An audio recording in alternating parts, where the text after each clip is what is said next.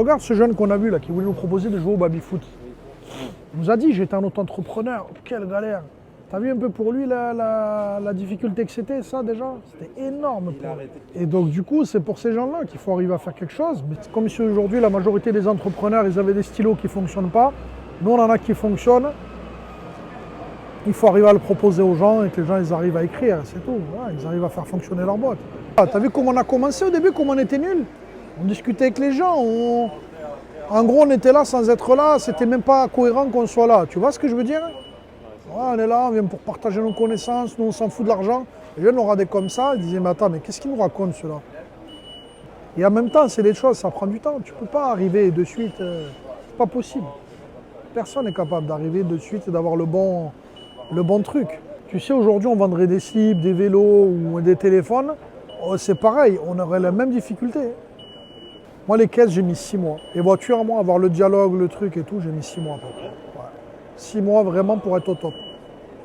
Mais en sachant qu'avoir déjà, j'avais déjà des bases.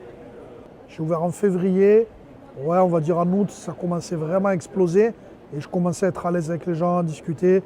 Partout où j'allais, j'ai commencé à être crédible. Mais ça a vraiment mis ce temps.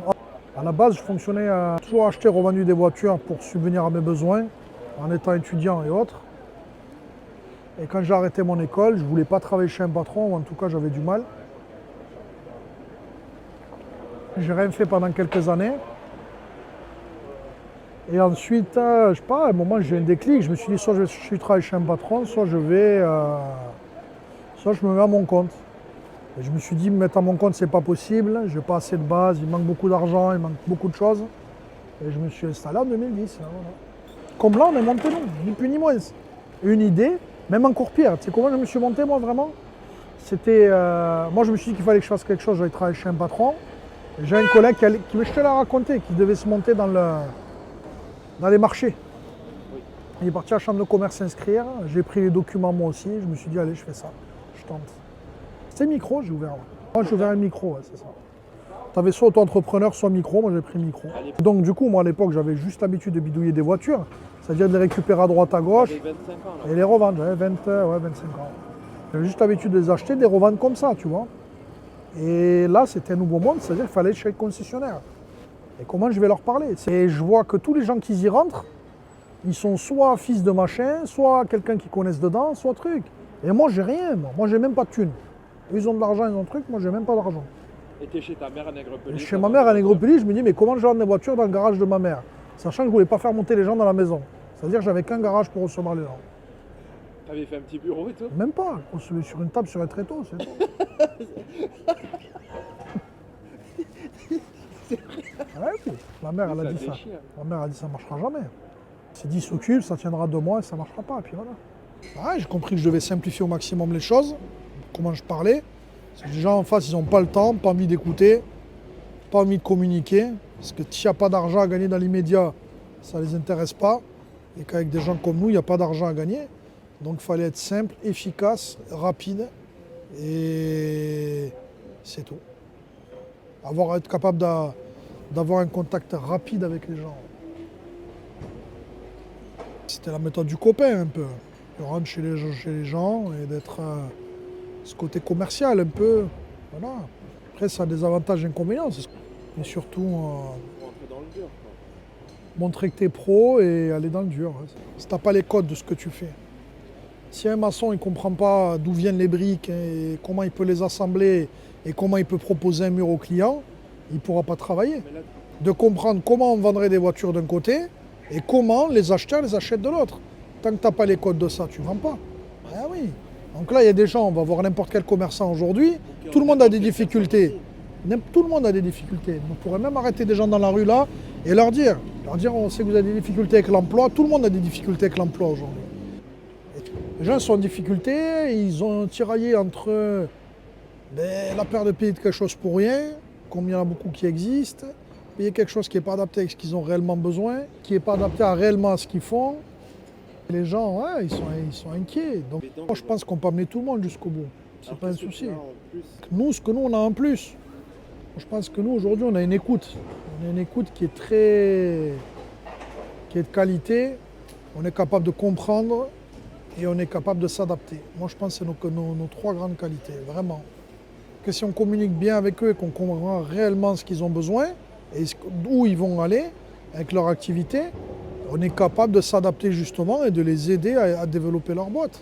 Aujourd'hui, comment une enseigne de magasin, un magasin de vêtements en centre-ville, ben, qu'on comprend qu'il a du mal à s'approvisionner, que c'est cher, qu'il y a des taxes, que les clients ne veulent pas payer et que les clients c'est dur d'aller les chercher et que dans l'autre sens, il y a beaucoup de frais et autres. J'ai compris la société dans laquelle on vit aujourd'hui, j'ai compris comment fonctionnait l'entreprise au niveau fiscal, commercial et autres, et que je suis capable d'aider les gens à mettre en action, à faire.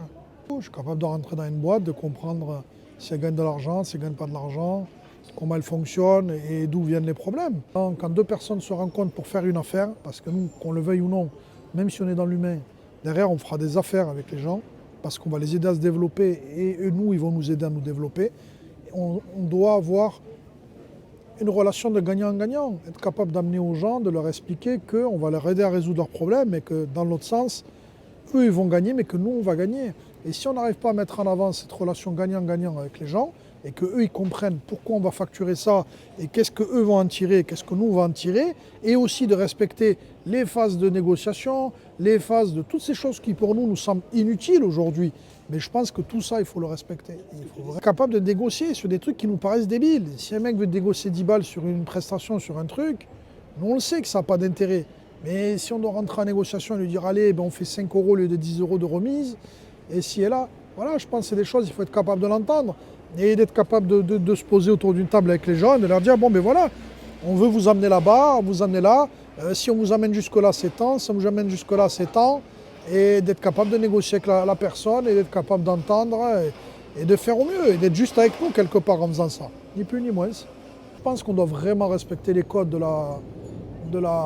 du commerce. Aujourd'hui en France, un commercial qui vend des habits en gros pour des entreprises, il passe une fois, il passe deux fois, il passe trois fois, il y a des discussions sur les nouvelles collections, sur les prix, sur ci, sur là. Et ça c'est des choses aujourd'hui, je pense qu'on ne doit pas être ça non plus. Mais on doit être conscient qu'il y a ces codes-là et qu'on doit les respecter. Aujourd'hui, on pense que d'aider les gens, c'est pour que ce soit pas cher. Aider les gens, il faut que ça soit gratuit. Aider les gens, il faut que ça soit donné. Mais aujourd'hui, donner, moi, je ne pense pas que ça aide. Aujourd'hui, les gens sur l'entreprise, ils ont besoin de payer. Et s'ils payent, ils se retrouvent. Tu l'apprends dès le départ et tu fais les choses claires dès la base. Moi, j'aurais très bien pu lui dire, je t'accompagne à développer ta boîte. On prend un pourcentage de façon à ne pas la coincer dans ses difficultés qu'elle a déjà et ses peurs et lui dire voilà, moi tu me donnes 10% de ton évolution, de ton activité. Et on fait un point une fois par semaine et je t'aide à aller de l'avant et prendre une partie. Parce qu'on ne peut pas participer à une telle évolution des gens et les aider à ça et ne rien leur demander derrière. Sachant que derrière la personne, au-delà de nous, on s'en fout évidemment. Mais la personne, je pense qu'elle doit se sentir mal à l'aise vis-à-vis de ça. Moi, si j'étais à leur place, je serais mal à l'aise. Parce que du coup, ils ne savent pas comment se positionner par rapport à nous derrière. Qu'est-ce que je lui dois, qu'est-ce que je lui dois pas, c'est compliqué. Hein.